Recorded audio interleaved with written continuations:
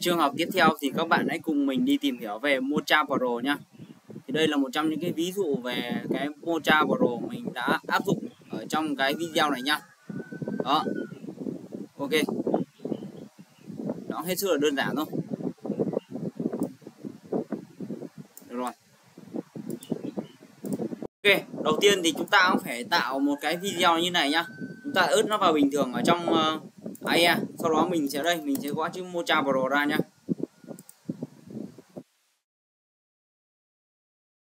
Mocha là một phần khá là khó, sự rất là nâng cao của trong AE nha các bạn. Ok. Sau khi mình mở cái file này lên thì mình sẽ phải new project rồi. Mình sẽ phải chọn vào cái import file nha. Chưa? Mình sẽ phải chọn vào cái file mình sẽ bắt đầu làm việc nhá. Đó mình nhấn rồi, mình nhấn ok. Ok. Cái bảng thông tin nó hiện lên như này nhá, trong Mocha Pro nhá. Bắt buộc chúng ta phải sử dụng trong Mocha Pro nhá các bạn. Rồi. Ok nhá. Đầu tiên thì mình sẽ giới thiệu với mọi người về cái chức năng cái phím Ctrl L của nó nhá. Ví dụ ở đây nó giống như Pen Tool thì các bạn có thể thấy là Ctrl L ấy, thường thì nó sẽ cố định ở trong một cái phạm vi mà nó đã bắt đầu làm rồi.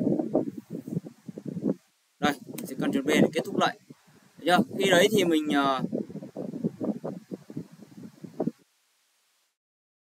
các bạn thấy là như này, bởi vì cái Ctrl L nó sẽ cố định ở cái phạm vi mà chúng ta ở đây, tức là nó gần như là nó cố định, hiểu không? Còn cái Ctrl B ấy, thì nó sẽ khi nào nó hiện chữ B lên như này ấy, thì chúng ta sẽ được cái nó linh hoạt hơn nhá, chúng ta có thể sửa được. Các bạn lưu ý giúp mình nhá. Vì vậy mà chúng ta bắt buộc phải dùng lệnh Ctrl B nhá. Ok. Còn cái Ctrl L thì thường cái góc nó sẽ cố định nha các bạn. Đó, thường cái góc nó sẽ cố định. Vì vậy mà nó sẽ rất là khó, mà nó khó sửa hơn Ctrl B. Ctrl L thường để dùng để cố định hình ảnh hoặc cố định một vật thể đấy trên một cái bức tường nào đấy trong một cái video mà chúng ta muốn sửa nhá. Đó là lý thuyết là như vậy. Ok, đấy là lý thuyết thôi. Tiếp theo ta sẽ về com đây, mình sẽ làm thêm một cái com mới đi. Ok, mình sẽ tạo cho nó một cái soi đi. Ok, ở đây mình ví dụ ở đây đi, mình sẽ gõ chữ tên đường của mình đi, Đại Lộ Nguyễn Bính đi. Ở đây nhá, mình mọi người sẽ viết theo cái kiểu cái tích nằm ngang cho mình nhá.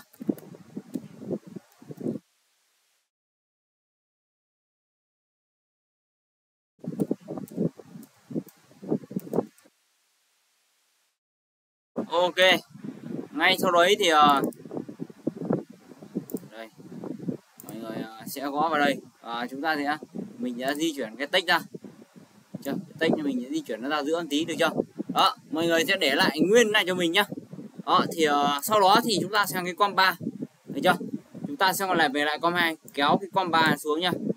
Rồi sau đó mình sẽ tạo thêm một cái null object cho nó nhá. Ok, thế mình kéo lên đây. Ok nhá, tạm thời đến bước này chúng ta sẽ làm đến đây. Ok, và sau đó chúng ta trở lại Mocha nhá. Các bạn phải nhớ giúp mình là lệnh Ctrl L nhá. Các bạn sử dụng lệnh Ctrl L giúp mình. Đó, ở đây thì mình ví dụ như ở đây mình sẽ tạo ra một cái đoạn văn bản nó sẽ như này đi. Mình sẽ tạo ra một cái vùng area nó sẽ như này nha.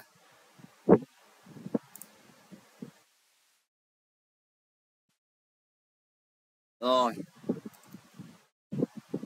Sau đó thì đây. Sau đó ta sẽ ấn vào cái phím trách này nhá.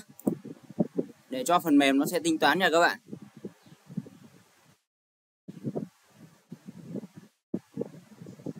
Chúng ta cứ để cho phần mềm nó tính toán đi. Mình sẽ được một phần trách nó sẽ như này.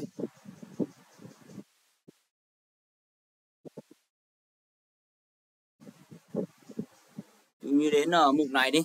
Ở cái mục này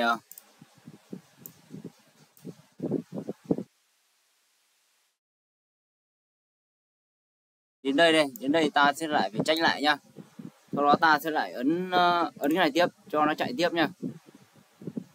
Chạy hết video thôi.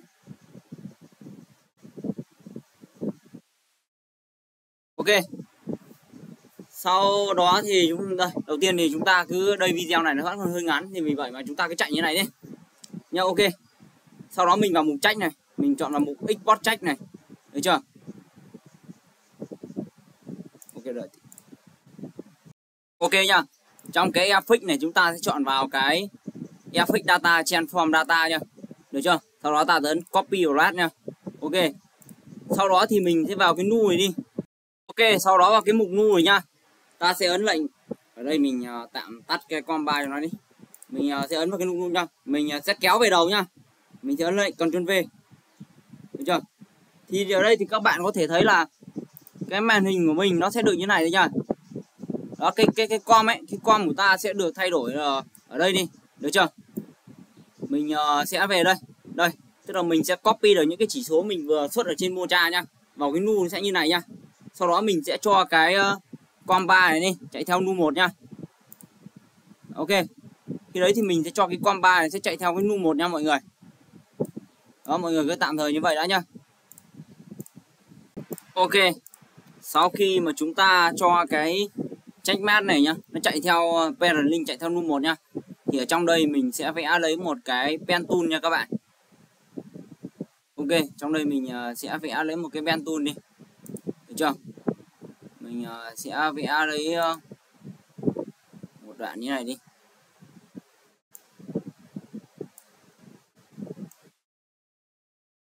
Đây.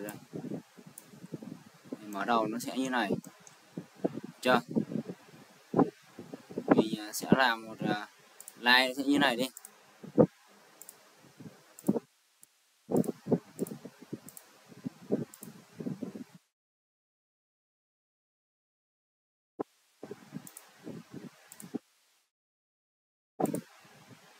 Ok, ví dụ mình sẽ làm một cái mát nó sẽ như này nha. Đó, khi đấy ấy, được chưa, thì mình sẽ được cái mát nó sẽ chuyển động như này nha. Ok, ở đây thì các bạn có thể thấy là khi chúng ta di chuyển cái mát nó xuống đây này, đó, nó sẽ bị hở ra như này đúng không? Thì lúc này chúng ta sẽ lại phải có cách nữa. Để chúng ta sẽ mở thêm một cái new com này ra đây. Con này mình sẽ cho sang com 3 nha. Ở cái com 3 này thì bắt đầu là mình ví dụ như góc R này mình sẽ quay một góc đi. Giờ mình sẽ di chuyển nó lên xuống. Cái này mát. Di chuyển nó.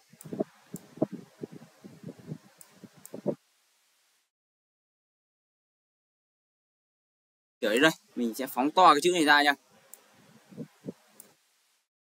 Đó, mình sẽ thấy chữ Nguyễn nó sẽ bắt đầu ở đây đúng không? Khi đấy là mình sẽ thu nhỏ lại, được chưa? Đó. Mình sẽ bắt được chữ nó rồi. Mình sẽ thu nhỏ nó lại như này. Di chuyển nó xuống dưới đây.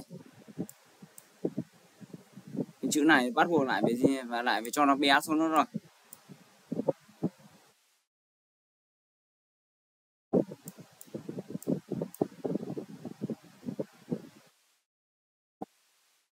Đó.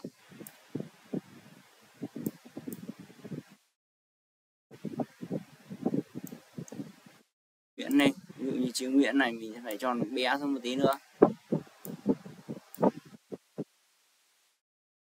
Hoặc không thì mình sẽ phải chỉnh cái mát của thằng com 3 ra một tí, được chưa? Đấy.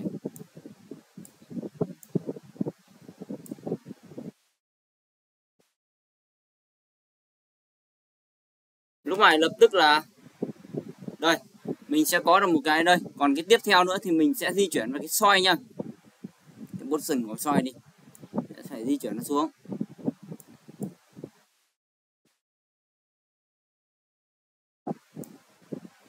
Ok, khi xoay mà nó không thay đổi được ấy thì mình sẽ phải di chuyển cả cái góc quay nha. Thì mình cho nó hẳn đây đi. Đó, mình sẽ thấy rồi.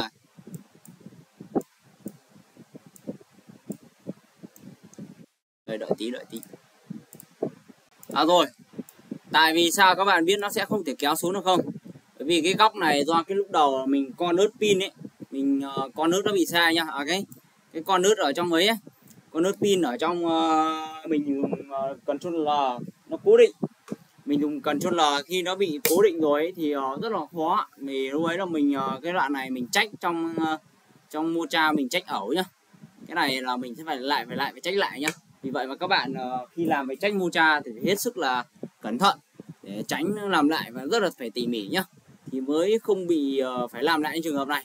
Nhưng trong trường hợp này của mình ấy thì là mình đã bị lệch như này, là tại vì cái phần trách này là mình nãy là mình không kéo nó xuống, mình thế mình ấn phát nó qua mất, được chưa? Ok, nó chỉ đơn giản thế thôi. Ở đây đi thì mình sẽ tắt cái comba này đi, thì lúc này là mình sẽ có được cái video nó sẽ như này. Đó.